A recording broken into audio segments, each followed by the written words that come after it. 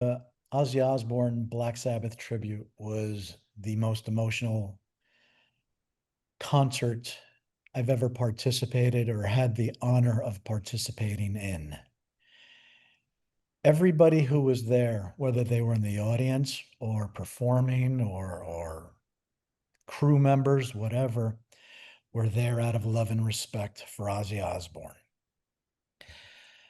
It was it was hard in the sense that there was so much emotion and yet so much positivity. And Ozzy Osbourne got to attend his own wake. He Hmm. got to attend his own funeral and see how much love the world has for him. And I remember watching Monday Night Football when they announced John Lennon had died. I mean, I'm still in New York at the time, and the death of Ozzy is comparable. And to our generation, it's that same feeling that a previous generation felt.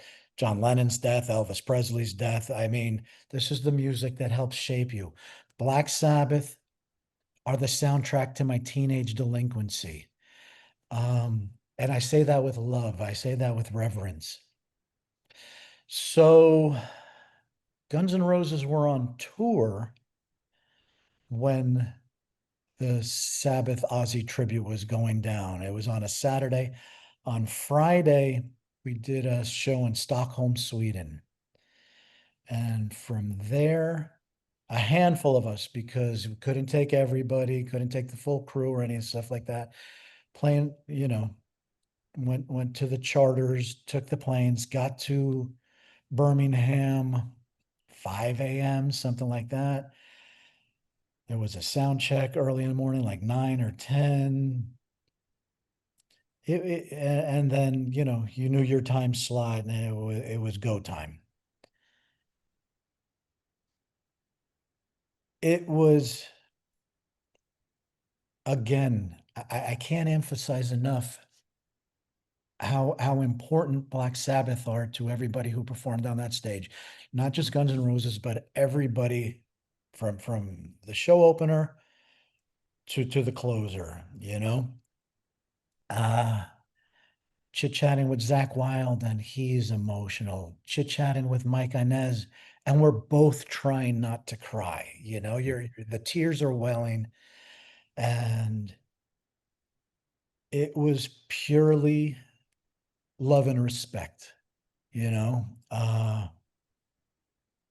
So the show ends, and I flew with Axel. There were different travel plans for different people, so I was part of Axel's entourage. And we get to the plane, and my friend who's always been honest with me, always been, a righteous motherfucker for since 1985.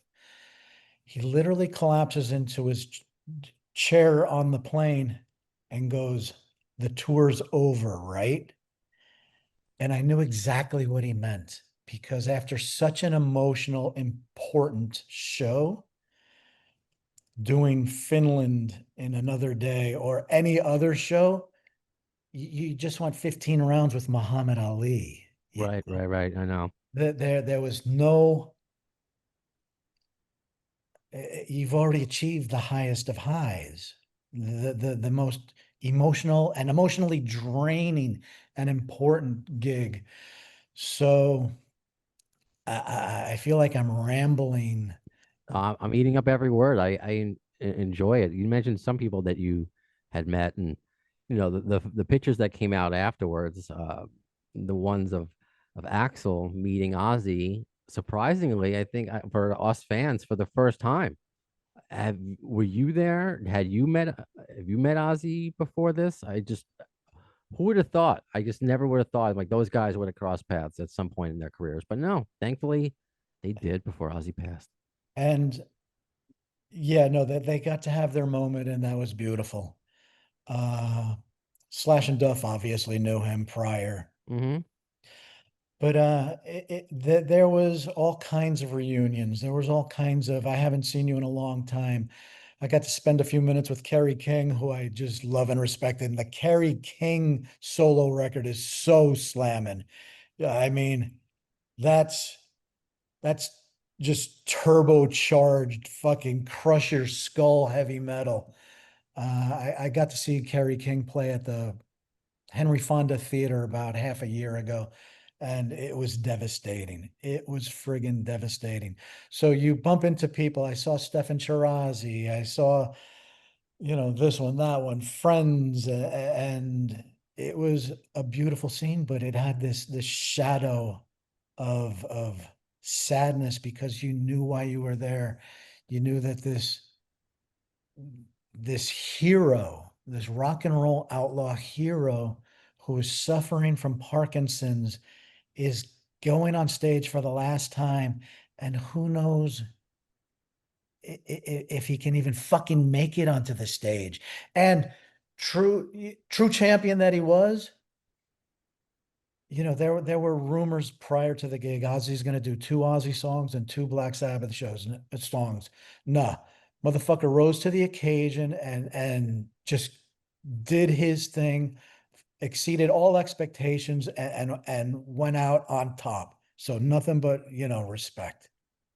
You really did, and you weren't the only one crying. I just didn't expect it. I didn't know what to expect, but especially I said it to Carlo when singing "Mama, I'm Coming Home," and he's choking up, and I'm like, Jerry Seinfeld. What is this salty discharge? Like, like, why am I like getting really upset? But you understand it now, especially that he passed away, and you appreciate those moments, you appreciate those tears, and that's why I want to appreciate our rock and roll heroes while they are here.